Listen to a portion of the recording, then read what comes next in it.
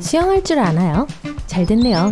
왜냐하면 태평양 가장 깊은 곳으로 여행을 갈 거거든요. 오리발 신으세요. 마리아나 해구의 맨 밑바닥이 기다리고 있어요. 이제 물속에 들어가요. 진짜로요. 어서. 좋아요. 수중 0.3m예요. 마스크처럼 특별한 장비 없이 수영할 수 있는 깊이죠. 저기 봐요. 관광객인가 봐요. 아니면 고래일지도요. 물속 3m예요. 이곳은 미국에 있는 대중수영장과 해변보다 조금 더 깊어요. 알록달록한 물고기와 심지어 태양광선을 먹고 사는 식물성 플랑크톤도 볼 수 있어요. 8m 아래입니다. 이탈리아의 수상도시 베니스의 토대가 서 있는 깊이죠. 건축가들은 나중에 집과 거리를 지은 기둥을 그 깊이에 세웠어요. 수중 10m예요. 엄청난 압력을 느끼기 시작해요. 지상에서는 평방인치당 약 6.8kg의 기압 아래에 있게 돼요. 하지만 여기 10m에서는 그 압력이 2배가 돼요. 여러분의 폐나 귀와 같은 몸 안에 있는 모든 공기주머니들이 이 압력으로 인해 압박되면서 불편해지기 시작해요. 하지만 걱정 마세요. 장기는 부드럽고 탄력이 있어서 계속 잠수할 수 있어요. 수중 12m예요. 이런, 공기가 부족해요. 보통 사람은 30초에서 90초 동안 숨을 참을 수 있어요. 현재 기록은 믿을 수 없는 24분 37초예요. 좋아요. 계속 내려가려면 잠수 장비가 필요하겠네요. 자요. Thank you very much. 관광객들은 암초와 산호를 보기 위해 이 깊이까지 잠수해요.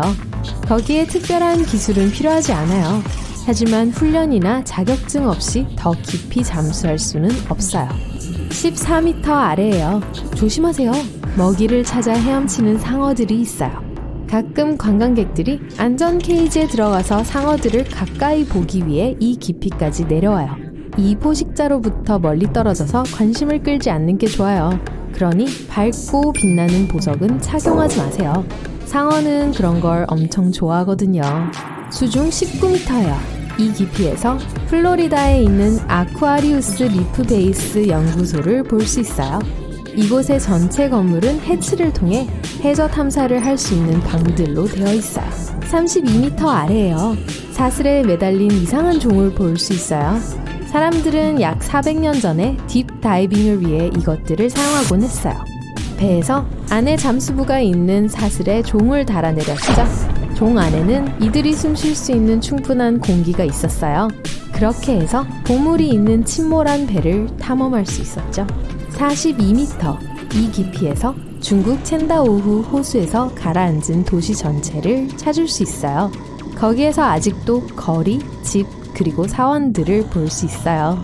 100m, 와, 거대한 흰긴 수염 고래와 거의 부딪힐 뻔했어요. 어떻게 그걸 못 봤어요?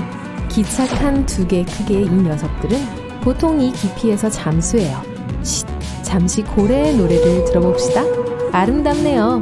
계속 가봅시다. 200m, 대부분의 해양 생물이 없어지는 곳이에요. 햇빛이 물속 깊이 거의 침투하지 않아요. 아래에 있는 건 이런 낚시꾼 같은 특이한 물고기 뿐이에요. 이들은 이곳의 높은 압력에 적응해야 하기 때문에 특이한 외관을 갖게 되었어요. 214m, 잠수장비 없는 인간을 볼 수 있는 마지막 지점이에요. 이 남자는 지구에서 가장 깊이 간 사람이라는 타이틀을 갖고 있고 이 깊이에 도달한 유일한 사람이에요. 그의 몸을 누르는 수압은 지상의 압력보다 20배나 높았어요. 300m, 이게 무슨 소리죠? 와, 잠수함이에요. 이들이 잠수 가능한 최대 깊이죠. 그중 어떤 건 시속 41km의 속도를 낼 수 있어요. 재미있는 사실, 타조는 2배 더 빨리 달릴 수 있어요. 하지만 수영은 못하죠. 332m, 이 스쿠버 다이버와 작별 인사해요. 이보다 더 깊은 곳에서는 볼 수 없거든요. 세계 기록은 홍해에서 세워졌어요. 잠수부가 이 깊이에 도달하는데 12분밖에 걸리지 않았죠. 하지만 잠한병을 피하기 위해 지상으로 돌아오는 데는 15시간이 걸렸어요. 그래서 지금 여러분은 대기 딥 다이빙 수트를 입어요. 완전 밀폐되어 있어서 입고 있으면 굉장한 수압을 느끼지 못할 거예요. 443m, 엠파이어 스테이트 빌딩을 물에 집어넣는다면 끝부분이 여기 있을 거예요. 그리고 그 안에 있는 모든 카펫이 적겠죠? 700m. 이곳의 수압은 지표면의 70배예요. 수트의 유연한 플라스틱 부품은 그런 압력을 견디지 못해요. 그래서 여기 긴급 배달품이 왔어요. 이것은 초심의 잠수정이에요. 이제 여러분은 다이빙을 해저까지 계속할 수 있어요. 830m. 여기서 지구상에서 가장 높은 빌딩인 부르즈 할리파의 꼭대기를 볼 수 있어요. 아, 이런, 누가 이 주변의 높은 건물들을 다 가라앉히고 있는 거죠? 1641m. 이곳은 세계에서 가장 오래되고 깊은 호수 중 하나인 바이칼 호수의 깊이예요. 이곳의 면적은 벨기에 전체 면적보다 약간 더 커요. 2450m. 멕시코만에 있는 페르디도 석유 플랫폼이 도달한 기록적인 깊이예요. 그리고 수면 윗부분에 3개의 데크가 있는데 그건 거의 에펠탑만큼 높아요. 3646m. 이건 대서양의 평균 깊이예요. 여러분은 길인 목만큼 넓은 거대한 관을 볼 수 있어요. 정말 끝이 없어 보이죠? 사실 이 케이블은 유럽과 북미를 연결해서 전신 통신용으로 사용되었었죠. 3750m. 갑자기 어둠 속에서 배의 윤곽이 보여요. 말도 안 돼요. 타이타닉이에요. 이 깊이의 강한 수압은 사람을 짓눌러 버릴 수 있어요. 그래서 잠수함을 타야만 타이타닉에 다이빙할 수 있어요. 4000m. 여기는 세상에서 가장 깊은 광산의 끝이에요. 아프리카의 음포넨 금강이죠. 하지만 더 깊이 가야 할 곳이 있어요. 속도를 내세요. 6100m. 여기서 오래된 배의 가장 깊은 잔해들을 볼 수 있어요. USS 존스턴은 70년도 더 전에 침몰했어요. 뱃머리에 아직도 557이라는 숫자를 선명히 볼 수 있어요. 8000m. 여기 이 완전한 어둠 속에서 여러분은 세상에서 가장 깊은 곳에 사는 물고기인 마리아나 스네일피쉬를 찾을 수 있어요. 집고양이만큼 길고 거의 투명한 피부를 갖고 있어요. 이 깊이엔 햇빛이 전혀 도달하지 않기 때문에 시력이 잘 발달되어 있지 않아요. 8850m. 에베레스트 산을 뒤집어서 마리아나 해구에 꽂으면 바로 여기에 꼭대기가 보일 거예요. 비록 이게 지구상에서 가장 높은 곳이지만 아직 한참 더 깊이 들어가야 해요. 1900m. 여기 챌린저 해연에서 여전히 생명체를 볼 수 있어요. 하지만 그러려면 현미경이 필요해요. 이곳에 사는 박테리아는 기름과 비슷한 유기분자를 먹고 살아요. 조금 더 깊이? 축하해요. 해저에 닿았어요. 11,000m 깊이에요. 이곳의 압력은 표면보다 1071배 높아요. 하지만 여기 온 첫 번째 사람은 여러분이 아니에요. 마리아나 해구 바닥을 향한 마지막 탐험 중 하나가 2012년에 있었어요. 미국의 한 영화 감독이 자기가 직접 디자인한 잠수함을 타고 이곳으로 내려왔어요.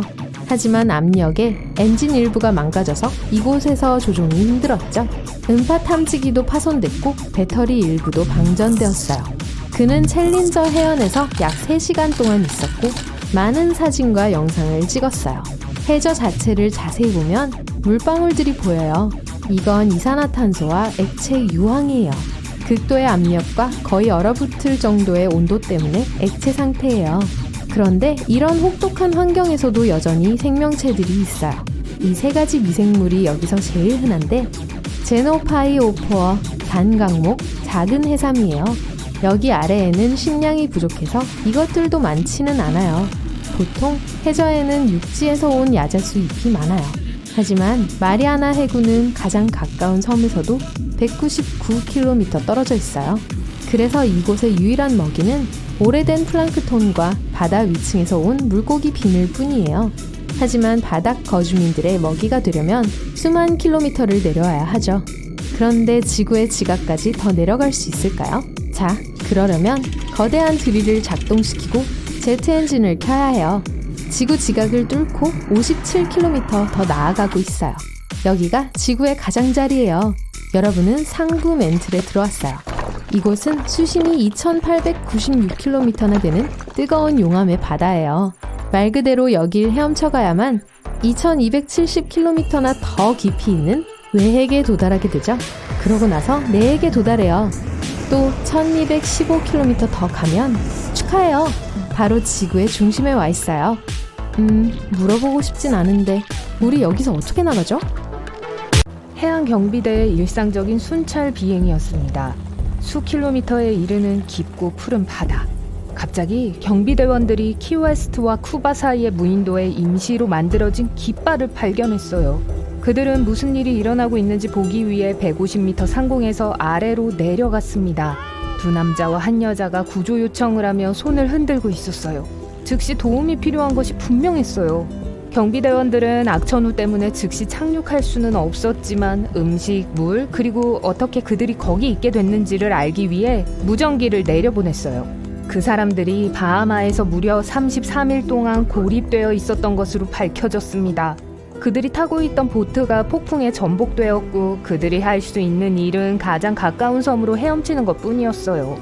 그들은 또한 그 여성이 가능한 한 빨리 도움이 필요하다고 대원들에게 알렸습니다. 다음날 구조대원들은 헬리콥터를 타고 도착했고 조난자들은 키웨스트에 있는 병원으로 옮겨졌어요. 그래서 건강에 심각한 해를 피할 수 있었습니다.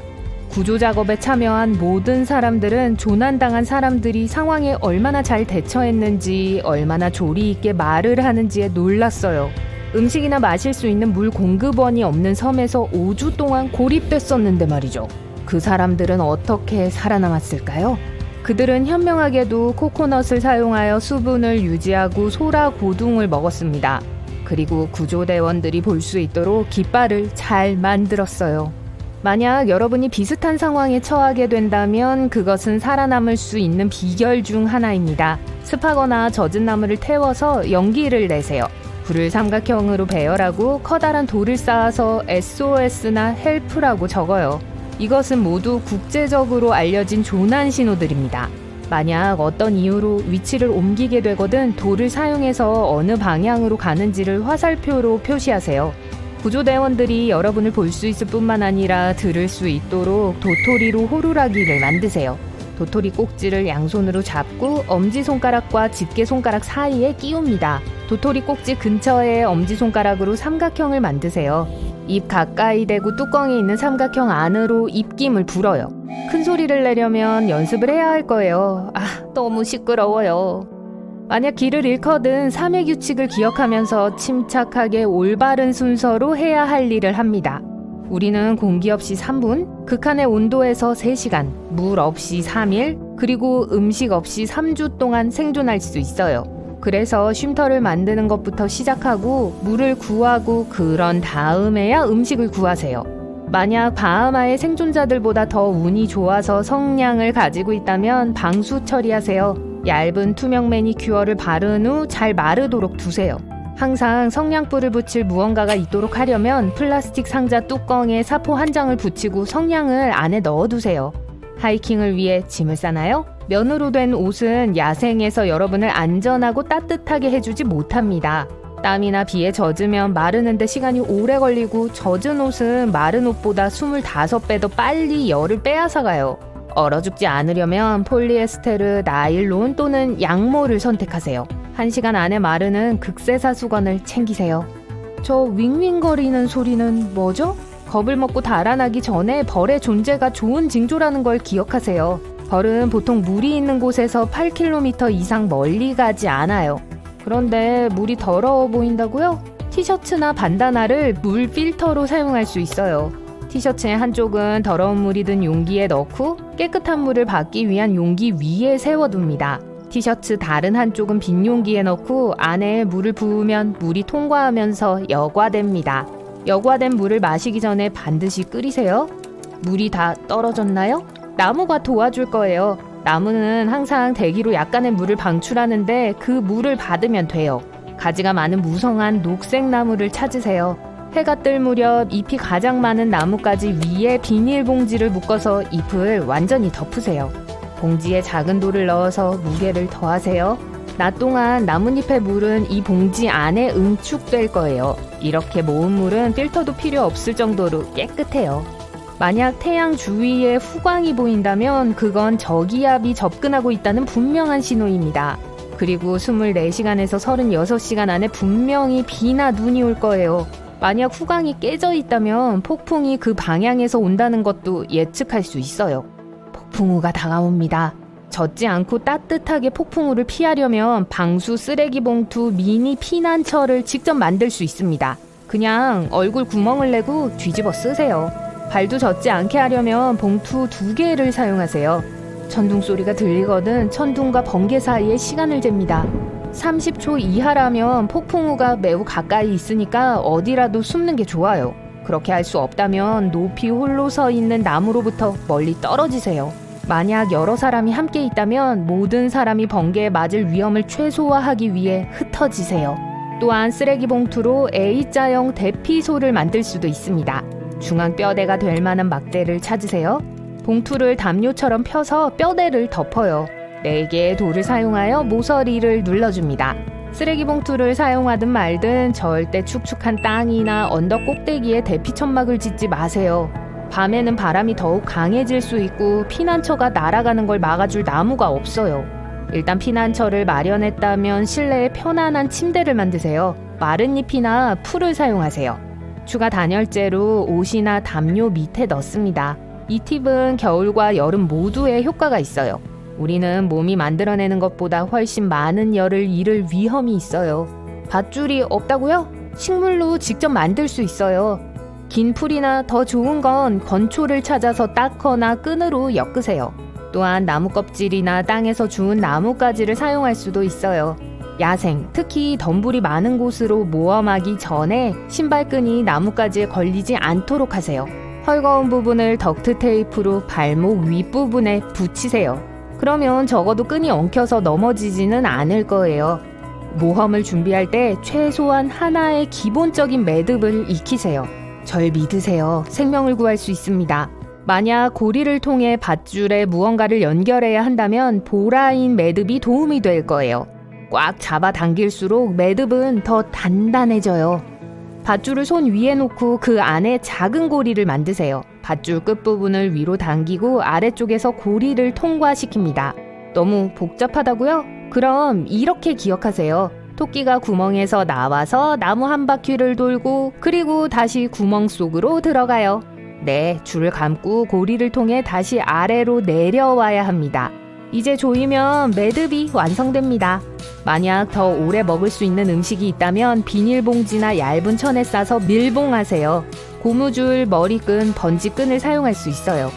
느슨한 토양에 음식이 들어갈 만한 크기의 구멍을 파세요. 배고픈 동물들이 먼저 발견하지 못하도록 수건으로 덮으세요. 구멍을 흙으로 다시 채우고 이끼, 집 또는 잎을 깔아요. 만약 얼음이나 눈이 있다면 냉각 효과를 위해 사용하세요. 나중에 찾을 수 있도록 어떻게든 표시하세요. 이제 상하기 전까지 2-3일 보관할 수 있어요. 일반 성냥을 방수 성냥으로 바꿀 수 있습니다. 성냥의 매니큐어를 얇게 바르고 말리세요. 일단 완성이 되면 성냥은 물에 떨어뜨려도 불이 붙을 정도로 충분히 마른 상태일 겁니다. 만약 겨울에 어딘가에서 길을 잃었는데 목이 마르다면 눈은 먹지 마세요. 눈에는 물보다 훨씬 더 많은 공기가 있기 때문에 충분히 수분을 섭취하지도 못할 거예요. 또한 눈을 먹으려고 할 때 많은 에너지가 낭비됩니다. 더 위험한 건 체온이 낮아져서 몸이 아프게 될 수도 있어요. 만약 코요테나 늑대를 마주친다면 등을 보이지 마세요. 동물을 마주본 채로 천천히 후퇴하세요. 하지만 이건 동물이 한 마리일 때만 효과가 있습니다. 만약 무리를 만났다면 가장 중요한 것은 둘러싸여서는 안 된다는 겁니다. 나무를 향해 뒤로 물러서다가 나무에 등을 기대세요. 그런 다음 적절한 순간이 되면 가능한 한 빨리 나무로 올라가세요. 따뜻한 모피 코트나 패딩보다는 여러 겹의 옷이 체온을 더 잘 유지시켜줍니다. 공기가 껴입은 옷 사이에 갇혀서 단열 효과를 내고 몸을 따뜻하게 유지해주거든요. 만약 숲에서 길을 잃었다면 땅바닥에서 바로 주무시지 마세요. 임시 침대로 나뭇가지와 잎을 층층이 쌓거나 나무 사이에 해먹을 만들 수도 있습니다. 밤에는 기온이 떨어지고 땅이 차가워지거든요. 불을 지핀다고 해도 자는 동안 불이 꺼질 수 있고 땅이 체온에서 나오는 열을 흡수할 것입니다. 바다 한가운데에 배 위에 계시군요. 음식도 없고 어망도 없고 배가 고프네요. 원래 3시간만 배를 타기로 했는데 말이죠. 근데 그거 아세요? 신발끈과 핸드폰, 시계, 열쇠 등 모든 물건을 사용해서 물고기를 잡을 수 있습니다. 바다에서 배가 들이오는 그림자는 물고기를 유인하고 반사되는 물체는 미끼로 사용할 수 있어요. 열쇠를 신발끈에 묶어서 낚싯대로 사용하세요. 비록 물고기가 물지 않더라도 이와 같은 활동은 탁 트인 바다에서 건강한 정신을 유지하는 좋은 방법이 될 거예요. 짧은 명상은 공황 발작을 막을 수 있습니다. 호흡에 집중하고 천천히 숨을 쉬세요. 뇌는 빠르게 진정되고 공황 상태가 흐릿해지게 될 겁니다. 비행기의 산소 마스크도 같은 원리로 작동합니다. 호흡을 조절하는 과정에서 어떤 나쁜 일에든 관심이 사그라들게 되거든요. 통나무로 횃불을 만들 수 있습니다. 작은 통나무를 수직으로 놓고 꼭대기에 깊은 별 모양을 새기세요. 그 안에 마른 풀, 나뭇잎, 막대기를 안에 넣고 모두 준비되면 통나무에 불을 붙이세요. 최대 3시간 동안 타는 것을 볼 수 있을 겁니다. 나무의 크기와 종류에 상관없이 똑같이 효과가 있을 거예요. 만약 화가 난 회색곰을 만난다면 절대로 도망가려고 하지 마세요. 곰이 여러분을 쉽게 앞지를 수 있거든요. 대신 움직이지 말고 누우세요. 회색곰은 보통 위협을 발견했을 때만 공격을 하기 때문에 어떤 문제도 일으키지 않을 것이라는 것을 보여주면 곰은 보통 인간을 그냥 내버려 둘 것입니다. 하지만 이건 회색곰일 경우에만 효과가 있습니다. 맞붙는 게 불가피하다면 뒤로 천천히 물러나서 곰 스프레이를 뿌리세요. 곰 스프레이가 없다면 후추 스프레이도 비슷한 효과가 있어요. 스프레이를 뿌리면 곰의 방향성이 흐트러지고 겁을 줘서 곰을 쫓아낼 수 있을 겁니다. 아닐 수도요. 숲에서 찾은 열매나 버섯이 정확히 무엇인지 모른다면 먹지 마세요. 독이 들었을 수도 있어요. 다른 선택지가 없고 배를 채워야 한다면 단풍나무, 자작나무, 소나무의 안쪽 껍질을 드세요. 더 부드러운 흰 속을 먹기 위해서는 칼을 사용해 거친 겉껍질을 잘라내야 합니다.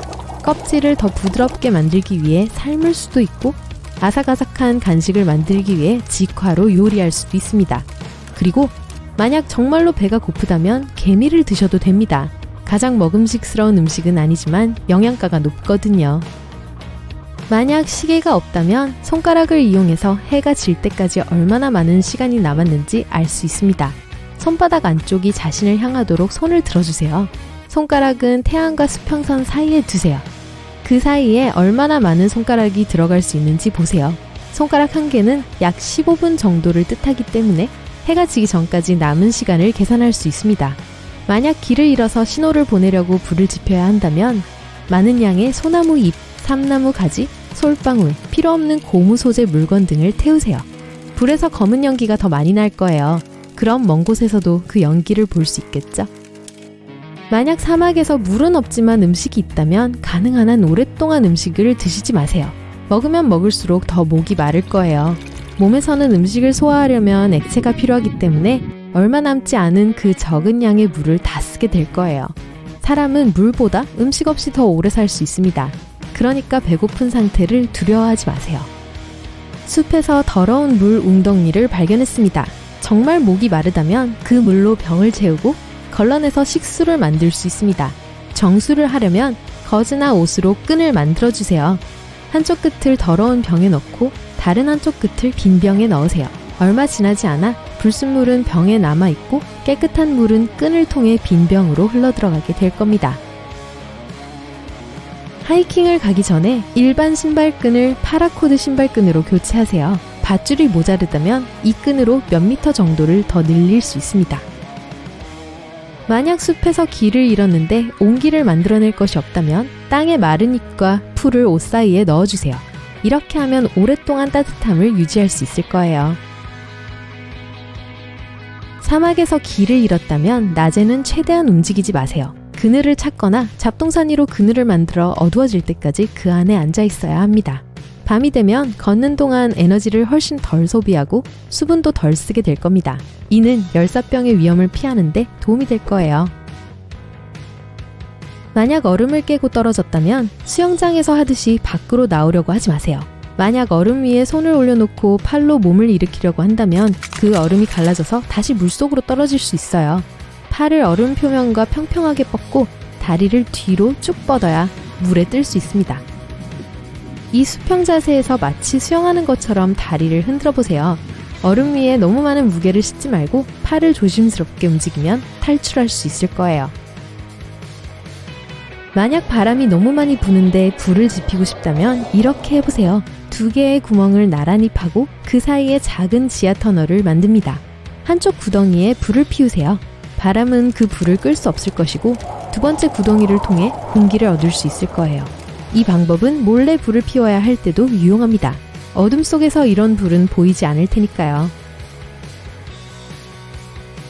뽁뽁이를 버리거나 터뜨리지 말고 하이킹에 가져가세요. 추울 때 두꺼운 담요보다 추위를 더 잘 막아줄 거예요. 이 작은 공기방울은 완벽한 단열재입니다. 옷 사이사이에 넣으면 온기가 빠져나가는 것을 막을 수 있어요. 또한 방수 처리가 된 플라스틱으로 만들었기 때문에 젖는 것도 막아줄 수 있습니다. 해변에서 멀지 않은 바다에서 수영을 한다면 쉽게 이한류에 휩쓸릴 수 있습니다.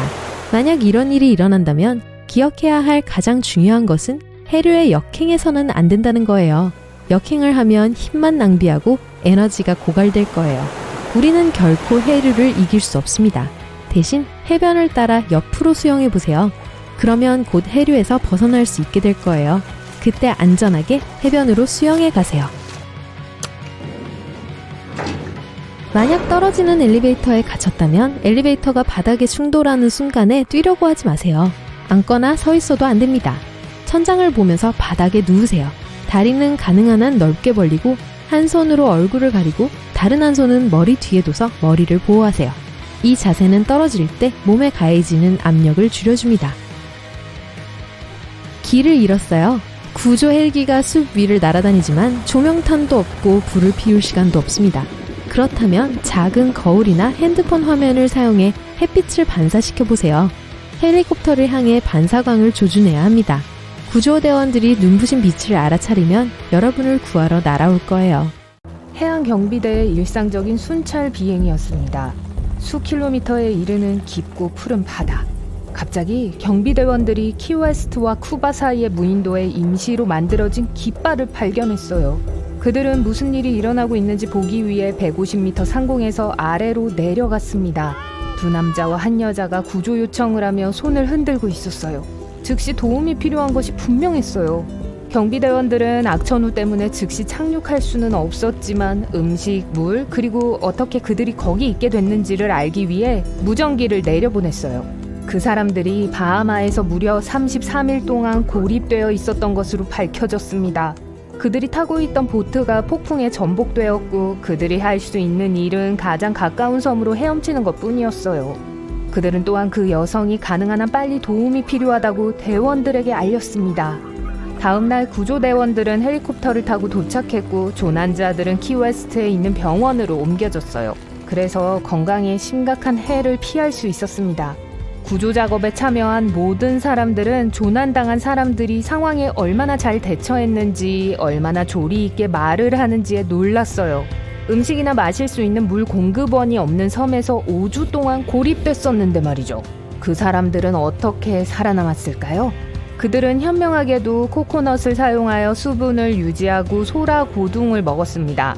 그리고 구조대원들이 볼 수 있도록 깃발을 잘 만들었어요.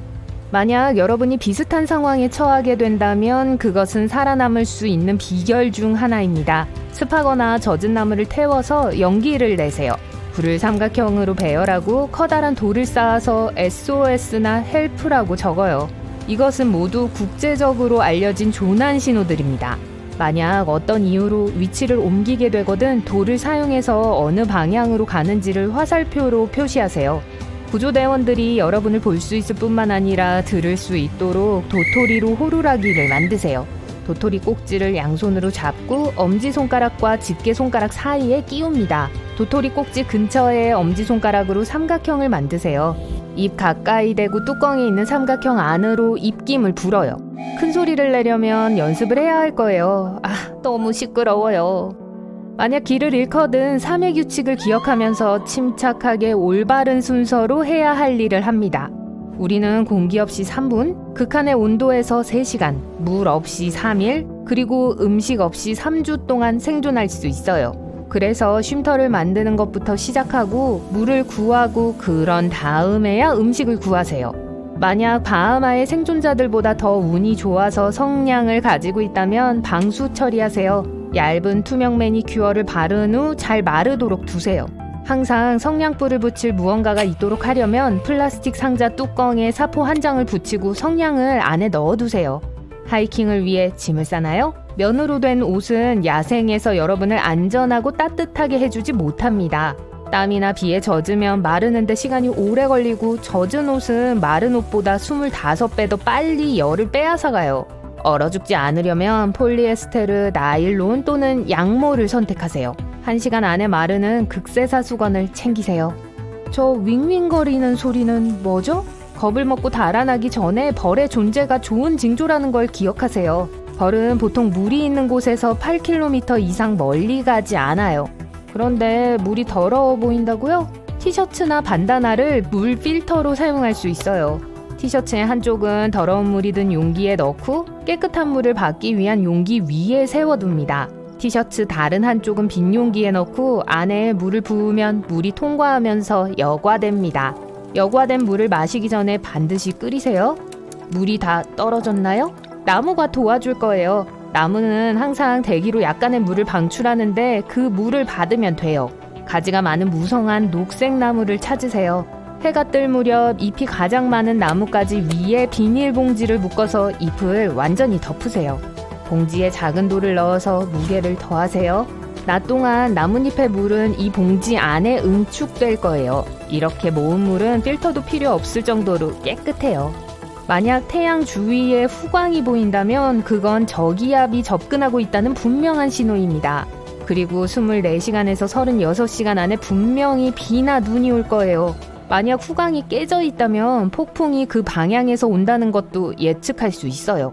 폭풍우가 다가옵니다. 젖지 않고 따뜻하게 폭풍우를 피하려면 방수 쓰레기 봉투 미니 피난처를 직접 만들 수 있습니다. 그냥 얼굴 구멍을 내고 뒤집어 쓰세요. 발도 젖지 않게 하려면 봉투 2개를 사용하세요. 천둥 소리가 들리거든 천둥과 번개 사이에 시간을 잽니다. 30초 이하라면 폭풍우가 매우 가까이 있으니까 어디라도 숨는 게 좋아요. 그렇게 할 수 없다면 높이 홀로 서 있는 나무로부터 멀리 떨어지세요.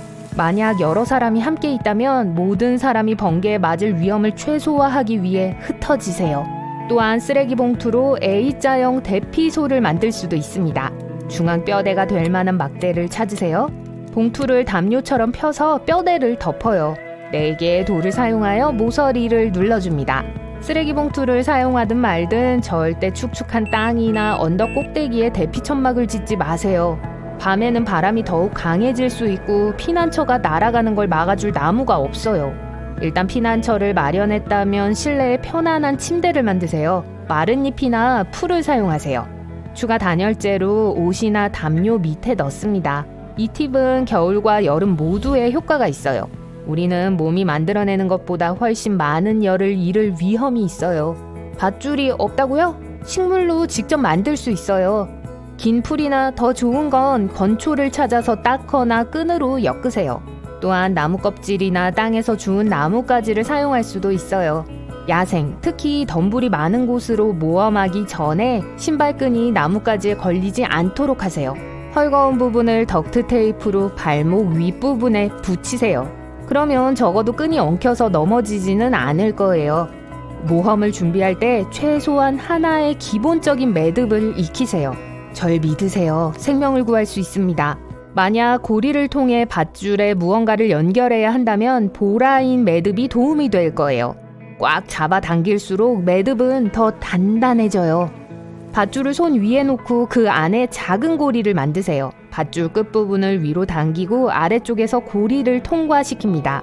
너무 복잡하다고요? 그럼 이렇게 기억하세요. 토끼가 구멍에서 나와서 나무 한 바퀴를 돌고 그리고 다시 구멍 속으로 들어가요. 네, 줄을 감고 고리를 통해 다시 아래로 내려와야 합니다. 이제 조이면 매듭이 완성됩니다. 만약 더 오래 먹을 수 있는 음식이 있다면 비닐봉지나 얇은 천에 싸서 밀봉하세요. 고무줄, 머리끈, 번지끈을 사용할 수 있어요.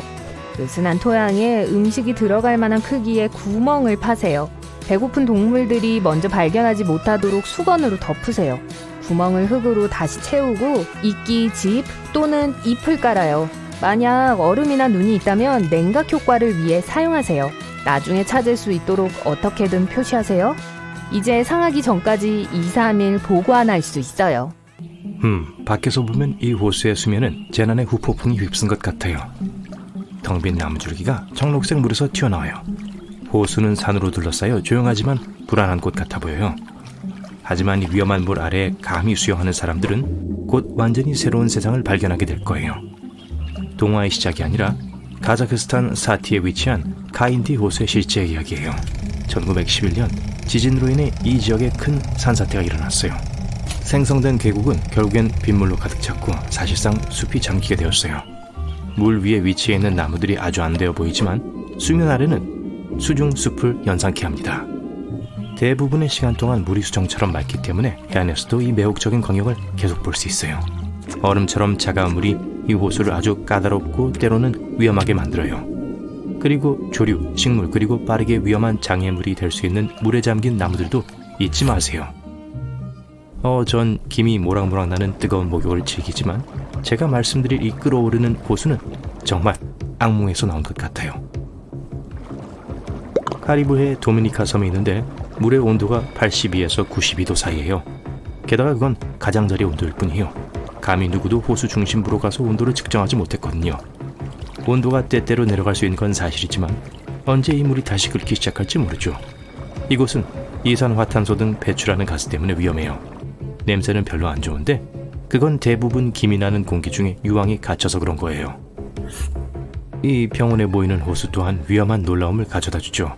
모나온 호수는 카메룬 웨스트주에 있어요. 지구상에 몇 안 되는 분출하는 호수 중 하나입니다.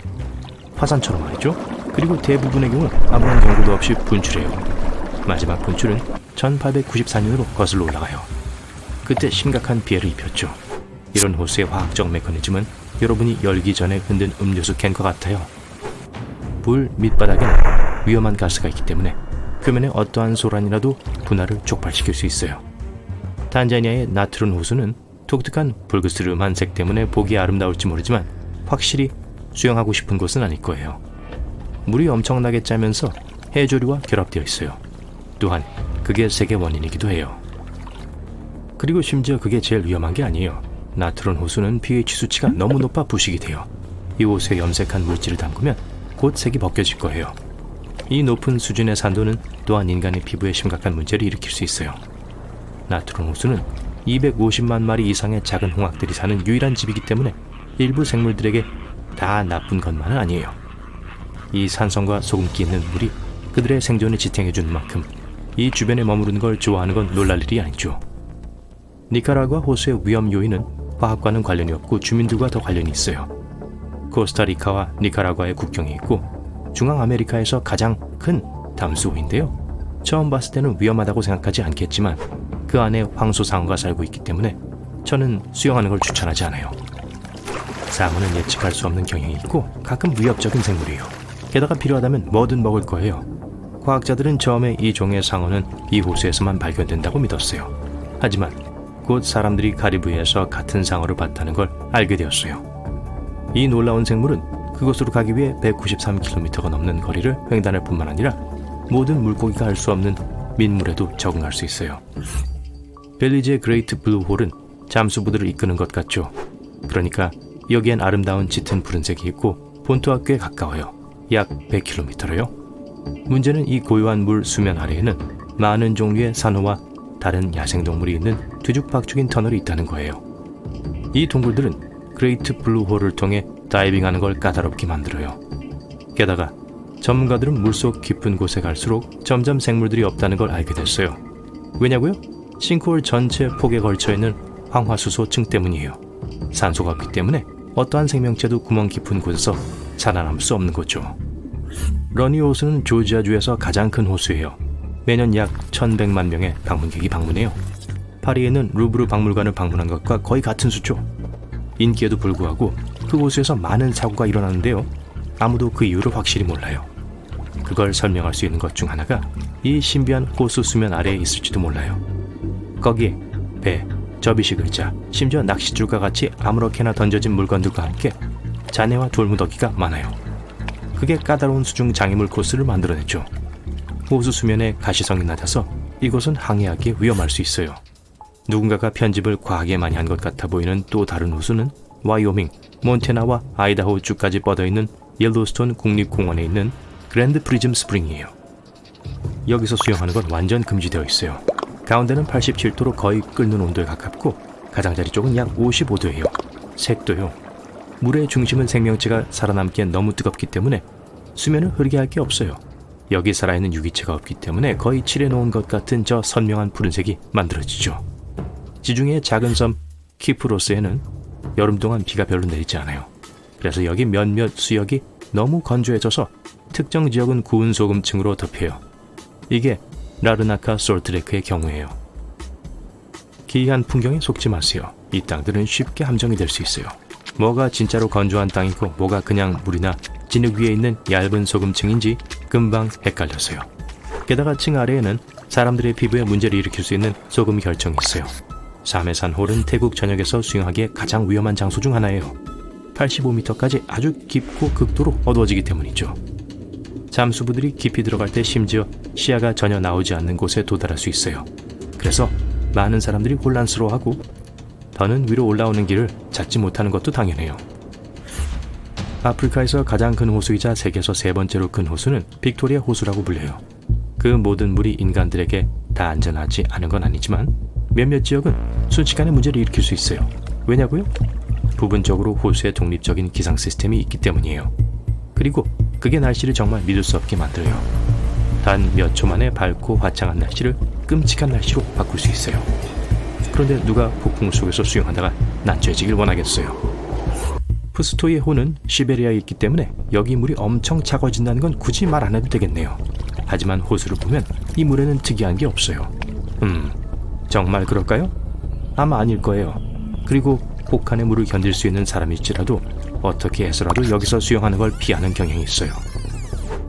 그렇다면 무엇이 푸스토이의 호를 그렇게 신비롭고 위험하게 만들었을까요?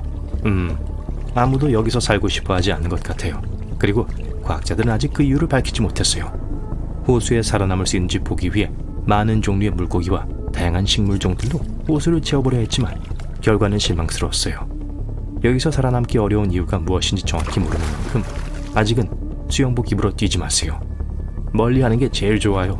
2번 말하지 않아도 돼요.